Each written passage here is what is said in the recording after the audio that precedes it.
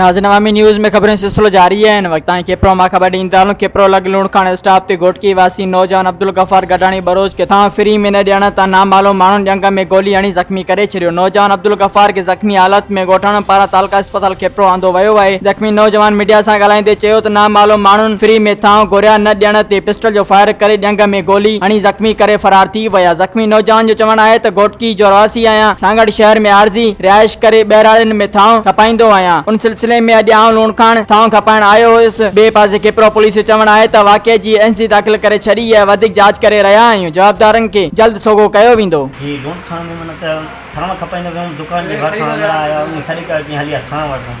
मां चयो जी थांव वठे जी हा, चई मूंखे 2-3 थाल ॾे। मां चयो पैसा जी पैसा मां वटि कोन थी, मां न ॾींदोमांइ पैसा। मां चयो पैसा ॾींदे तोखे ॾींदुमि, ईअं कान न ॾींदुमि। मां चयो पैसा मां वटि न थिए। मां चयो पैसा कोन न थिए, मां थांव बि कोन ॾींदुमि। पोइ थियो तूं 2-3 चंबा आहियूं। चंबा हयईं त पोइ वरी चयईं त छोकिरा वरी पिस्टल खणी आया। चंबा 2-3 हयईं, पोइ पिस्टल त हुयसि, गोलियूं थी खणी आया। पोइ छोकिरो 8-10 गोलियूं हुयूं, उहो माना खणी आयो, थैली में हुयसि, माना साए थैली में हुयसि। चयो गोलियूं खणी आया। पोइ हिकिड़ो फायर माना मथे कई गोली विझी, ॿियो चई हाणे ॿिए दोस्ती कान धाणा ईंदो। मां चयो सदा हाणे मां थांव कोन ॾींदुमि ईअं। पोइ हिकिड़ो पेर में हयईं, पोइ चई हाणे तूं भली वञ, इहो मसइलो थिए। जी हाणे भली तूं वञ, तोखे इजाज़त आहे।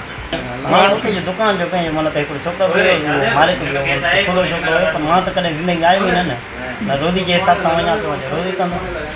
असल माना आहियूं घोटकी खां तो मजा हाणे रहूं था सांगड़ शहर में, पंहिंजो सामान जी दुकान आहे।